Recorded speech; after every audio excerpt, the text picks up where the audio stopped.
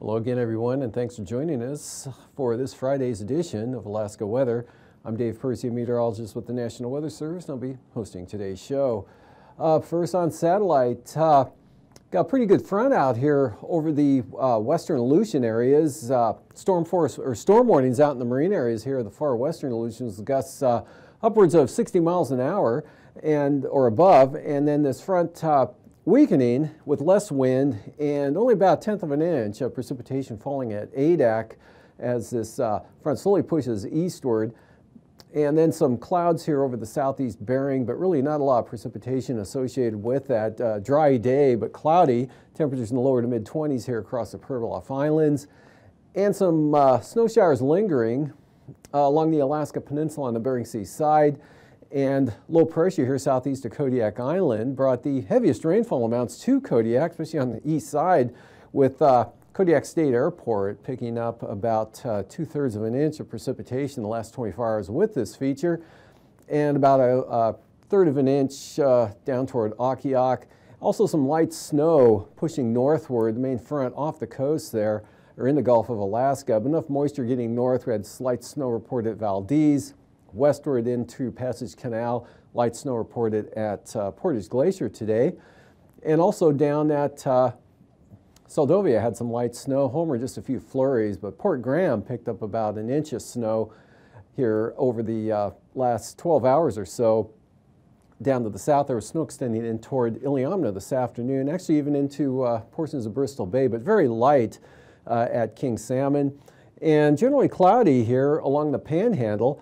But this front getting far enough to the north there, a few showers making it into Heidelberg. Otherwise, the southern area is pretty dry today, all the way up to the north. And then Haines on up to Skagway, pouring light snow. Just cloudy at Yakutat, as well as Cordova. Winds picking up at Cordova, gusts 25 miles an hour, 25 to 30 out of the east or east-northeast. Also, Prince William Sound seeing gusts upwards of 30 to possibly 35 miles an hour from the northeast today. And Copper River Basin dry, interior dry, variably cloudy, some light snow falling up over the upper Yukon Valley. Circle on up to Fort Yukon, some flurries there, light snow occurring the entire day at Anatuvik. And the eastern Arctic coast from about roughly Barrow eastward, definitely from Dead Horse on over, picking up light snow and areas of fog. But again, amounts really light. Same thing here in the Bering Strait, Tin City, Wales. On down to St. Lawrence Island, kind of persistent area, light snow, but the amounts barely measurable there, pretty light, but persistent, so resulting in lower flying conditions. And then the bigger storm out here over the Aleutians, about 980 millibars here with the front.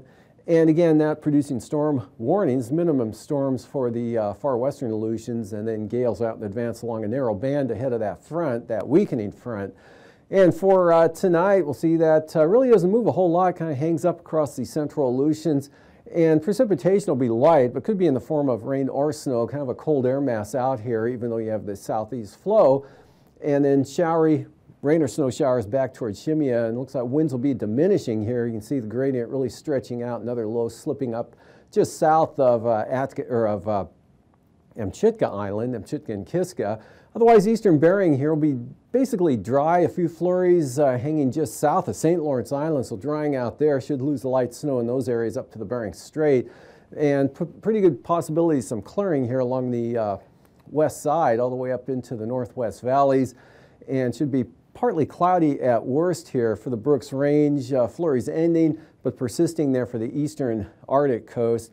And then areas of light snow or snow showers along this trough. Again, amounts where they occur will be quite light and not really significant at all, with still roughly around Eagle or just to the south, maybe cutting across the White Mountains into the central interior, on down toward Togiak Bay, and then picking a little little bit more moisture. Could see a little more persistent light snow or snow shower condition back along the Alaska Peninsula. Mixture precipitation, Shelikof Strait, probably staying rain, Kodiak Island. Occasional rain there, occasional rain on the outer coastline of the North Gulf Coast. Definitely Middleton Island, possibly a mix there for the Cordova area in the Prince William Sound. Temperatures rising into the mid to upper 30s actually. And then mixed precipitation possible here, but with any elevation over the northern panhandle, it'll be in the form of snow. It looks like mostly rain on down to the south with pretty good gradient here across the southeast coast there. So a place like Heidelberg today seeing northeast winds gusting 30 miles an hour, Cape Spencer up to about 41 miles an hour. Looks like that general pattern will continue through tonight. And looking ahead to tomorrow, got a pretty good system here south of the Queen Charlottes. That front mostly affecting the Queen Charlottes there. Maybe some moisture getting into the Dixon entrance area. Otherwise, tomorrow looks pretty good. Just variably cloudy to mostly cloudy for the southeast coast. Generally dry. Still some gusty winds, channeled winds there out of the east or northeast. And same pattern here. Low pressure still south of Kodiak Island. Counterclockwise flow around that, pulling that front kind of stationary, quite weak as well, but still a chance of moisture along the North Gulf Coast. And the southern Kenai Peninsula, western Prince William Sound, the usual places there. Looks like a wet day for Kodiak Island. Chance of light snow, eastern slopes of the western Alaska Range. The interior basically dry, maybe some flurries persisting upper Yukon Valley to the eastern Beaufort Sea coast, but pretty dry and mostly clear here in the west with some snow showers possible. Kuskokwim Mountains down into the Kilbrook Mountains. But Bristol Bay, not too bad. Still a chance of snow for the Alaska Peninsula. Not too bad for St. Lawrence Island. Light winds and dry conditions, maybe some clearing. Weakening front, really weak now, hung up there over the central Aleutians, keeping a chance of moisture in that area. And also some showers with another trough spinning up with that low hanging back to the southwest to Shimia. And taking a look at Sunday's forecast, no change up here in the northwest, enough of a gradient. Could be some gusty winds through the passes of the Brooks Range. On out to Point Lay, Cape Lisburn, maybe Point Hope. But Kivalina, it looks winds appear to be light with mostly clear skies. Chance of snow showers here over the Yukon-Kuskokwim Delta area, mostly in the Yukon Delta into the lower Yukon Valley. And then back up to the northeast there, a weak trough will keep a chance of flurries going. Oh, possibly from Fort Yukon up to Arctic Village, on out to Barter Island. Tanana Valley mostly, or will be dry with maybe some clearing, just a few clouds. Chance of snow showers continues here, mostly southern Cook Inlet and maybe along the eastern slopes of the western Alaska Range. Better chance though from Kodiak Island on up into the southern and eastern Kenai Peninsula into western Prince William Sound. But this moisture pretty darn light, and it cuts off roughly Cape Yakataga, dry for Yakutat, and looks like that low is slipping in right to Dixon entrance now, weakening though as it comes inland, and that'll keep a pretty good chance of rain over the southern southeast coast there. And again, to the north, any elevation will be in the form of snow, but cutting off right around Petersburg on over to roughly Sitka. And taking a look at temperatures, lows for tonight, lower 20s in the north here for the Panhandle to mid 30s along the coast. Upper 30s, Kodiak Island. Teens here for the south central Alaska. Temperatures contrasted quite nicely here to the west and north of the Alaska Range, well below zero. And that's right on up to the Arctic coast. And your highs for tomorrow, not much change from the lows to the highs of the Aleutians. Looks like mid-30s, upper 20s for the Pribilofs, near zero, St. Lawrence Island. And lower to mid-20s here for south central Alaska, and mid-30s for Prince William Sound, staying below zero over the interior, 10 to 15 below for the North Slope and the Arctic coast. And looks like some temperatures approaching 40 there in places of the Panhandle. And for your lows the following morning, back down into the 20s to lower 30s here for the southeast coast. Not much of a fall here for south central Alaska with increasing moisture, lower to mid-20s, staying below zero over the interior on out to the Arctic coast. And for Sunday afternoon, highs in the lower to mid-20s, southern Alaska, below zero to the north. And now, aviation weather around Alaska. Moving into flying weather, first graphic here showing band IFR with that front pushing eastward here across the central Aleutians there to Atka in the afternoon. gradually improving back to the west. Some more IFR here pushing into the Bristol Bay area from just, well, east of the Pribilofs there, down across the Alaska Peninsula. Another swath of IFR, Kodiak Island, right up south side of the Kenai Peninsula along the coast. Across the Gulf of Alaska in toward the Panhandle, not too bad over the interior. Mostly VFR, so a patch of marginal VFR here south of the Yukon, and IFR from the central north slope out across the eastern Beaufort Sea coast. And for the afternoon, some marginal VFR up that way. Otherwise, not much change here over the interior. Some marginal VFR along the Alaska Range, the Sitna Valley, Madawaska Valley staying VFR.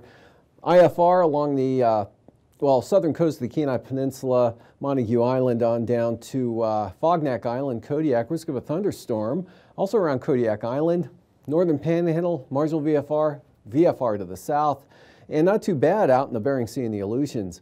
And then for Sunday morning, IFR, eastern Beaufort Sea coast, marginal VFR down to the Brooks Range, but VFR back to the west, Seward Peninsula, Kotzebue Sound.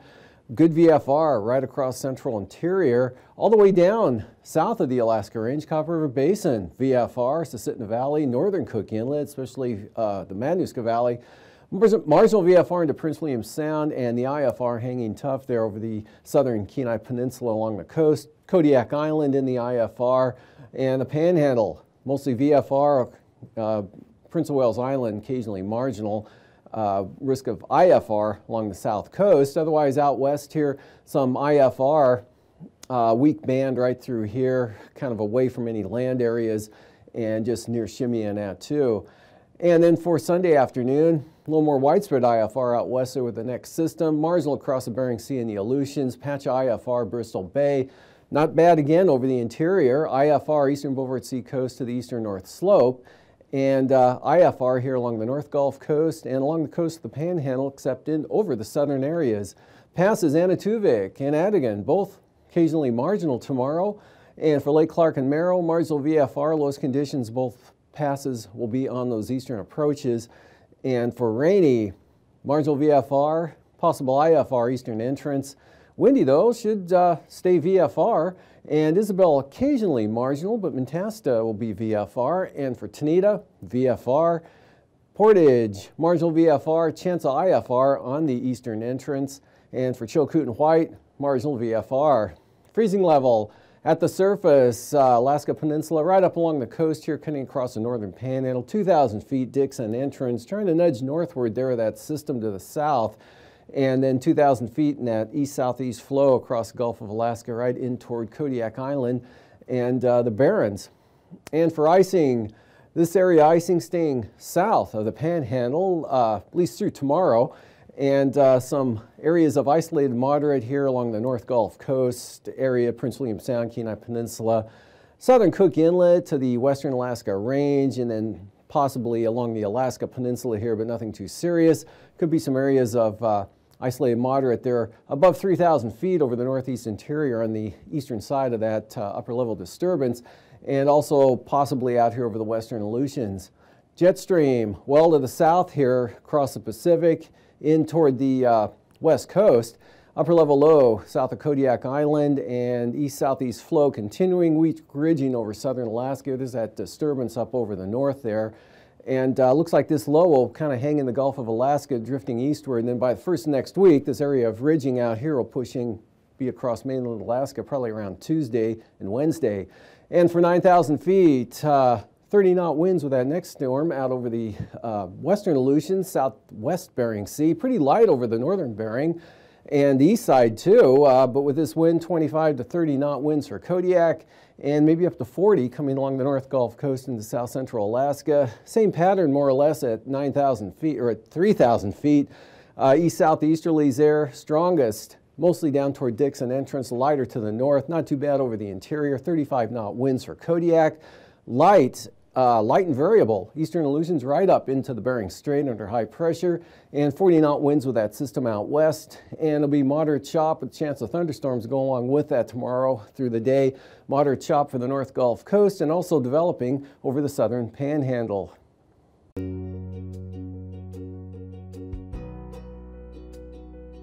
Hello, I'm a GOES-R series weather satellite orbiting 22,000 miles above Earth. I can see a lot of cool stuff from up here, and I take pictures of it with my spiffy camera that has 16 different settings. I have such good eyesight, I can see clouds, snow, smoke, smog, and ash, so I can warn you about dangerous conditions and help you avoid them. When storms are brewing, I watch them closely and help with hurricane, tornado, and flood warnings to help keep you safe. And my lightning mapper tracks lightning strikes way up in the sky, even through dark, dense clouds. I also help with search and rescue missions. I listen for distress signals from emergency beacons and tell search and rescue teams just where to find people who need help. But even when I'm keeping a close eye on Earth, I'm monitoring weather out here in space, too.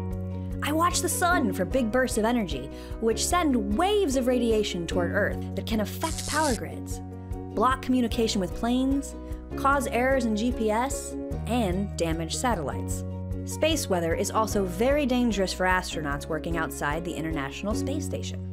I warn them so they can get inside where they'll be safe.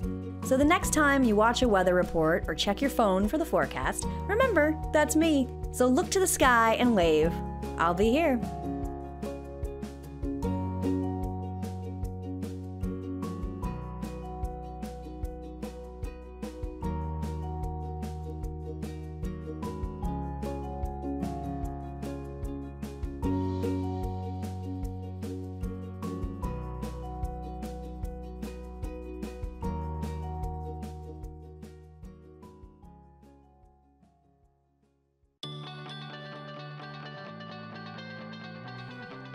Whoa! Things are looking pretty bad down there. But don't worry. I'm going to give weather forecasters a heads up and help you stay safe. I'm a GOES-R series weather satellite, and one of my jobs is to keep an eye on Earth's weather as I orbit above. But I'm 22,000 miles above Earth. How does your local weather forecaster know what I see all the way up here? First, I have to figure out what's going on. I point my special camera at the Earth and take pictures of the clouds I see below. My pictures show where the clouds are, but I also take lots of other notes about the clouds. For example, how high they reach into the atmosphere, how much rain they might cause, and when a severe storm may be forming. But I can't keep all of this information to myself. I have to share it with weather forecasters down on Earth. A big antenna is waiting for my call. Since I'm a satellite, I send my pictures and notes in a computer language of ones and zeros. Luckily, the antenna speaks my language. Computers connected to the antenna organize my notes and combine all of the pictures and cloud information and translate them into weather maps. They send a version of the maps back up to me. I'll hold on to these for later. Another copy of the maps is split into smaller pieces. This helps the maps move faster from one place to another. The map pieces are then sent for processing before being sent back up in the sky to a communication satellite. From there, the maps are picked up by antennas at the National Weather Service forecast offices in each region. There are more than 100 offices. I also take the maps that I received and send them out to companies that specialize in making the maps more colorful and better for viewing on TVs and computers. The colorful maps and the maps from the forecast offices then go to your local weather forecaster. The forecaster combines the information from these maps with lots of other information, like model forecast data and radar data, to make predictions about the upcoming weather in your area. And that's how I help you find out if bad weather is going to ruin your afternoon plans. You're welcome.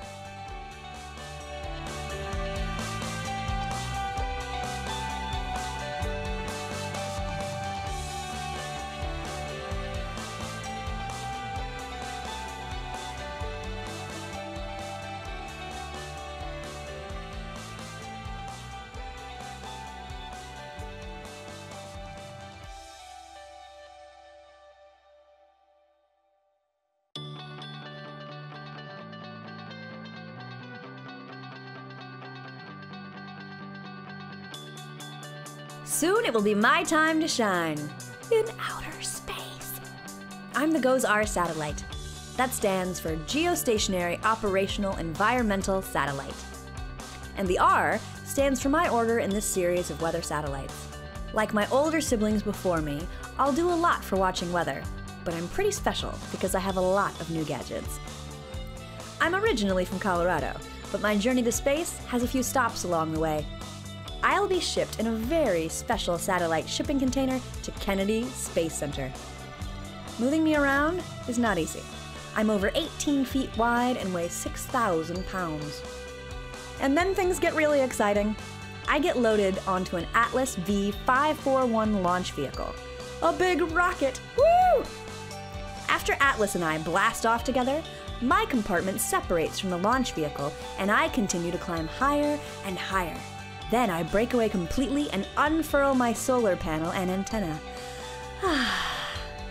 After that, I have to use my thrusters to get into just the right position, 22,000 miles above the ground and traveling 1.9 miles per second to keep up with Earth's rotation. And then I can officially start my job along with my fellow GOES sisters, where I take advanced pictures for more accurate weather forecasts, map lightning in real time, and improve the monitoring of the sun's activity. It's going to be so awesome! I can't wait!